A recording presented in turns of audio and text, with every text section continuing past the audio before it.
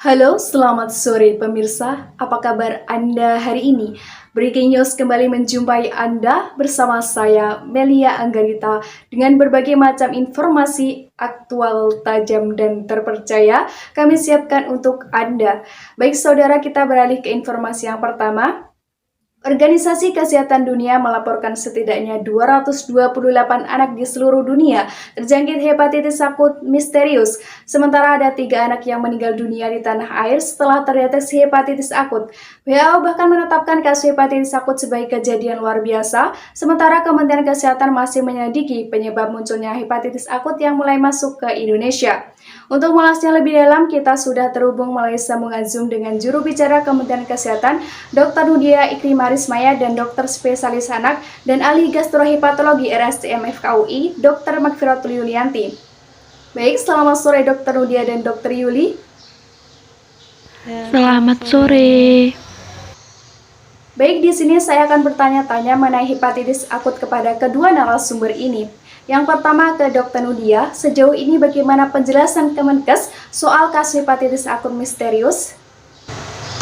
Oke, terima kasih ya. Hepatitis akut merupakan kejadian yang sudah kita ketahui bersama yang menyerang anak-anak di Eropa, Amerika, dan juga Asia. Sejak dinyatakan sebagai KLB atau kejadian luar biasa, jumlah laporan kasus ini terus bertambah. WHO sendiri sudah menetapkan hepatitis akut ini sebagai KLB pada 15 April 2022.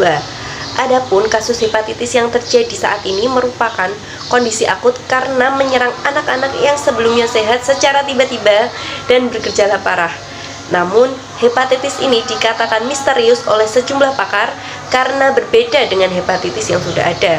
Untuk situasi nasional sendiri, hepatitis di Indonesia per tanggal 23 Mei 2022, kasus kumulatif dugaan hepatitis akut ada 35 kasus, yakni 19 kasus diantaranya discarded dan ada 16 kasus probable dan pending classification. Baik, seperti yang kita ketahui bahwa hepatitis ini terjadi pada anak usia 1 bulan sampai 16 tahun. Lalu apakah bisa juga menular ke orang dewasa, dokter? Baik, untuk sampai saat ini ya, untuk penyakit hepatitis akut sendiri ini menyerang anak usia 0 sampai 16 tahun. Nah, paling banyak ini terjadi pada usia di bawah 10 tahun. Virus ini itu sangat berbahaya. Beberapa anak dilaporkan meninggal, bahkan 17 dari 170 anak dengan hepatitis akut membutuhkan transplantasi hati. Hal ini nantinya akan dilakukan investigasi lebih lanjut. Namun tidak ada salahnya untuk orang dewasa juga tetap waspada terhadap penyakit ini.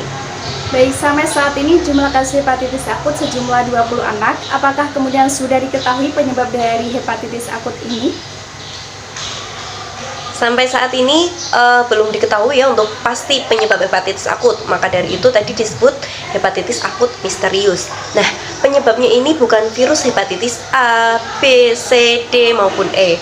Dugaan awal berasal dari adenovirus 41, SARS-CoV-2, virus ABV, dan lain sebagainya.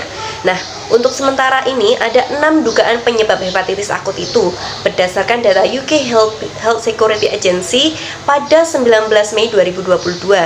Antara lain adenovirus biasa, adenovirus varian baru, sindrom post-infeksi SARS-CoV-2, paparan obat, lingkungan atau toksin, patogen baru, kemudian varian baru SARS-CoV-2. Baik, sekarang saya akan mau bertanya-tanya kepada Dr. Yuli. Bersama dengan munculnya kasus hepatitis misterius, berita hoax mulai menyebar luas yang beranggapan bahwa hepatitis akut merupakan efek samping dari vaksin COVID-19. Apakah pernyataan itu memang benar ataukah tidak, dokter? Oke, berkaitan dengan hal tersebut, Kementerian Kesehatan pun sudah membantah adanya keterkaitan antara vaksinasi COVID-19 dengan adanya penyakit hepatitis akut yang masih belum diketahui penyebabnya ini dan yang menyerang pada anak-anak. Karena sejauh ini belum ada bukti yang menunjukkan adanya keterkaitan antara vaksinasi COVID-19 dengan penyakit hepatitis misterius tersebut. Saat ini muncul penyakit baru, sedangkan kasus COVID-19 belum usai dan masyarakat juga masih awam terkait dengan hal penyakit ini. Lalu bagaimanakah tanda dan gejala kasus hepatitis akut supaya masyarakat bisa terus waspada dengan penyakit ini? Oke, untuk tanda dan gejala awalnya diantaranya itu adalah mual, muntah, diare, sakit perut, demam ringan, kemudian kehilangan nafsu makan, kemudian mata dan juga kulit itu mulai menguning pada beberapa kasus.